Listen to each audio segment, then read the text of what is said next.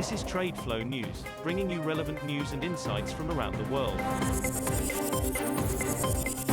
TradeFlow News, enabling trade for SMEs and economies worldwide. These are some of the key topics that we will be looking into in today's program.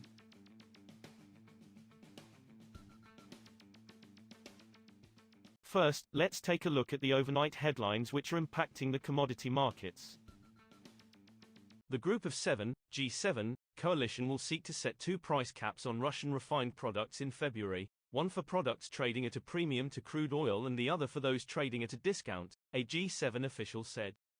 The coalition, which consists of Australia, Canada, Japan and the United States, plus the 27-nation European Union, introduced a $60 per barrel price cap on Russian crude from December 5, on top of the EU embargo on imports of Russian crude by sea.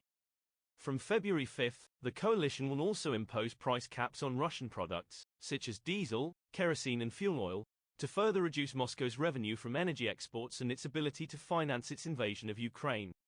The U.S. Energy Information Administration on Tuesday raised its forecast for this year's crude output and petroleum consumption growth, projecting even higher growth in 2024. The EIA projected that crude oil production would rise by 550,000 barrels of oil per day to 12.41 million barrels in 2023, compared with its previous estimate of a 470,000 barrels of oil per day rise. Crude oil production is expected to rise by 400,000 barrels per day to 12.81 million barrels of oil per day in 2024, the EIA said. Moving on to the top news in the energy sector. Oil prices fell on Wednesday as an unexpected build in crude and fuel inventories in the U.S., the world's biggest oil consumer, and economic uncertainty reignited demand worries.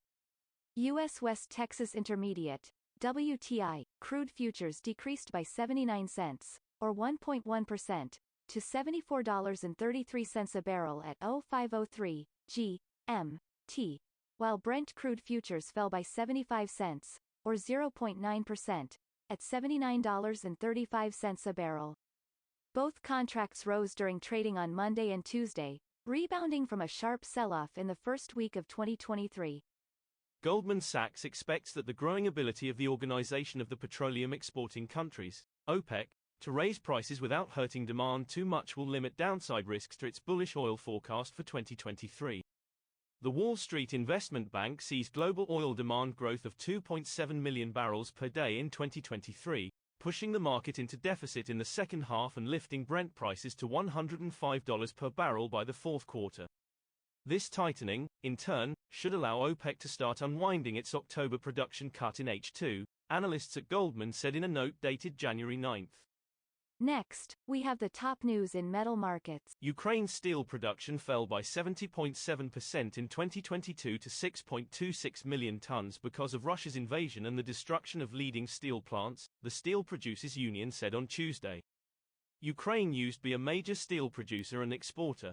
In 2021, steel output rose by 3.3% to 21.3 million tons.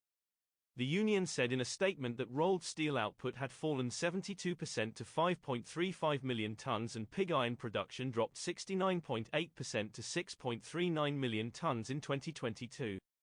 Copper prices, on Wednesday, steadied near the 6-1/2-month highs touched in the previous session, helped by optimism over top consumer China's reopening, while a shaky U.S. dollar also lent support. 3-month copper on the London Metal Exchange gained 0.5% to $8,956 a ton by 0504 GMT, while the most traded February copper contract on the Shanghai Futures Exchange was up 1.7% at an 8-week high of 67,670 yuan, $9,993.35 a ton. A raft of policy measures from Beijing to revive its economy and its ailing property sector have boosted investor sentiment, although spot demand for the metal has been limited ahead of the Lunar New Year starting from January 21. We will now look at the top news in the agricultural. India's wheat production is set to jump to a record after all-time high prices prompted farmers to expand planting areas with high-yielding varieties and good weather conditions, scientists and traders told Reuters.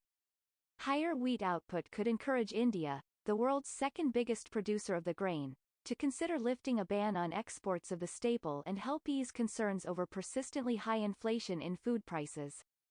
This year production could rise to 112 million tons because of the higher area and favorable weather, Ganendra Singh, director at the Indian Institute of Wheat and Barley Research, told Reuters.